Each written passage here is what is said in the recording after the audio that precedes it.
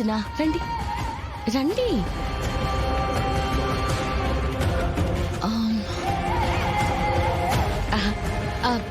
ఏం లేదు.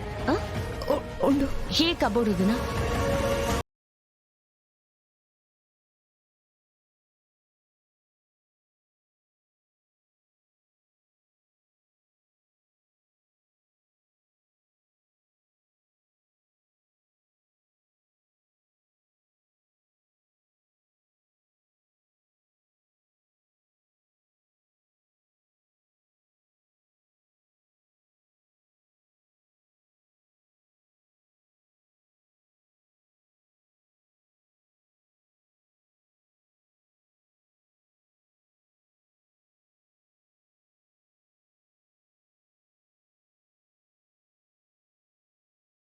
అలాగే వదినా.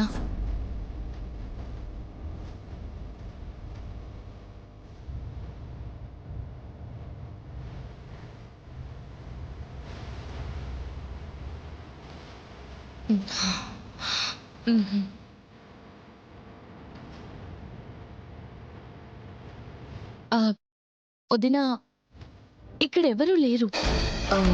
పోనీ బాత్రూంలో, బాల్కనీలో ఇంకెక్కడైనా ఉన్నారేమో వెతకండి. మళ్ళీ వదిన అక్కడ చూడలేదు ఇక్కడ చూడలేదు అంటుంది. పదండి అందరూ వెతకండి, పదండి.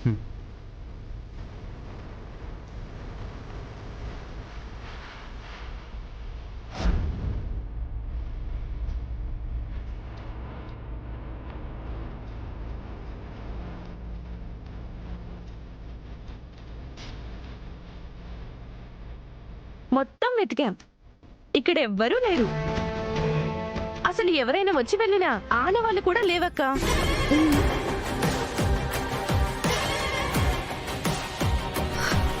కానీ నేను మావయ్యని చూశాను కాచి.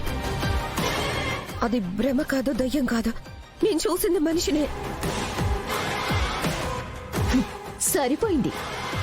వజ్రపాటి గ్రూప్ ఆఫ్ ఇండస్ట్రీస్ అధినేత కౌశికి వజ్రపాటి దయ్యం భూతమని మాట్లాడుతూ ఉంటే ఎవరైనా వింటే మన పరువుతో పాటు బిజినెస్ కూడా పోతుంది.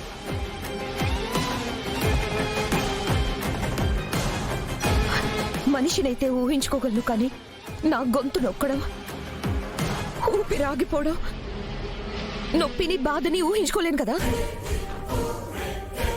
నా గొంతు ఒకరు పట్టుకోవడం నేను ఫీల్ అయ్యాను జగదాత్రి.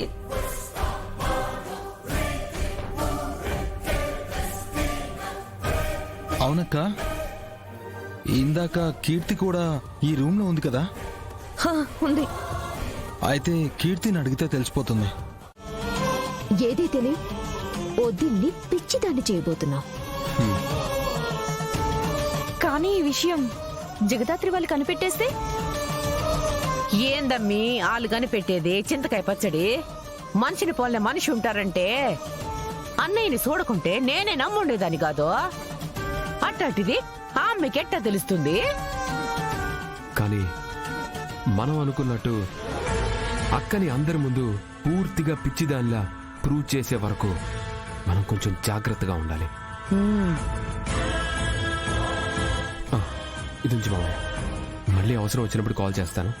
అప్పటిదాకా ఎవరికంటా పడకుండా ఇంటికి దూరంగా ఉండండి. గట్లనే యువరాజ్, వస్తాం మంచిదన్నయ్య గారు.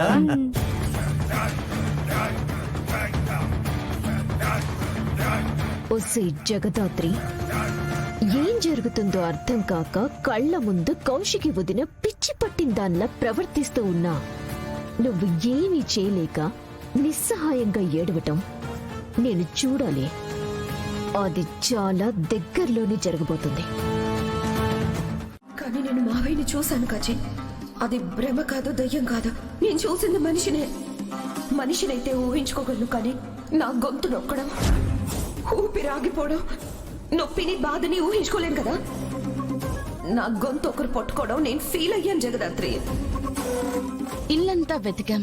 ఇంట్లోకి బయట వాళ్ళు వచ్చినట్టు కానీ వెళ్ళినట్టు కానీ ఒక్క ఆధారం కూడా లేదు. గదిలో ఉన్న కీర్తి కూడా ఎవరిని చూడలేదని చెప్తుంది. అక్కేమో చనిపోయిన మావయ్యని చూశానని చెప్తుంది. నాకేం అర్థం కావట్లేదు దాత్రి. వదిన పొరపాటు పడ్డానికి ఛాన్స్ అయితే లేదు కేదార్. వదిన అన్నట్టు మనిషినైతే ఊహించుకోగలరు కానీ నొప్పిని ఊహించుకోలేరు కదా. బాబాయ్ గారు చనిపోయి ఎన్ని రోజులవుతుంటే వదిన ఇప్పుడెందుకు పొరపాటు పడతారు? చనిపోయిన వ్యక్తి తిరిగి రాలేడు. వదిన ఖచ్చితంగా తను చూశానని చెప్తుంది. రెండు నిజాలి, కానీ రెండు ఒకేసారి జరగడం మాత్రం అసాధ్యం. కానీ సాధ్యపడ్డం అంటే ఎలా? నువ్వు అనుకున్నట్టుగానే మేము సంతకాలు పెడతాం. యువరాజ్ వాళ్ళు ఏమైనా ప్లాన్ చేశారంటావా? ఇందాకడి నుంచి నా మనసులో ఉన్న అనుమానం అదే, కానీ ఏం చేసుంటారు? చనిపోయిన బాబాయ్ గారిని వదిన కళ్ళ ముందుకి ఎలా తీసుకురాగలిగారు? మనం ఇలా ఆలోచిస్తూ కూర్చోడానికి టైం లేదు కేదార్. ఇదంతా యువరాజ్ వాళ్ళ ప్లానే అయితే వాళ్ళింతటితో ఆపరు. ఖచ్చితంగా ఏదో పెద్ద ప్లానే చేసినట్టున్నారు. దాన్ని మనం ఆపాలి. అసలు ఏం చేస్తున్నారో తెలీదు, ఎలా చేస్తున్నారో తెలీదు. అలాంటప్పుడు మనం ఎలా ఆపగలం దాత్రి? వచ్చిందైతే మనిషి, అది కూడా బాబాయ్ గారి అని వదిన అంత క్లారిటీగా చెప్పారంటే బాబాయ్ గారి దగ్గర పోలికలతో ఉన్న వాళ్ళు ఎవరైనా వచ్చుంటారేమో అనిపిస్తుంది.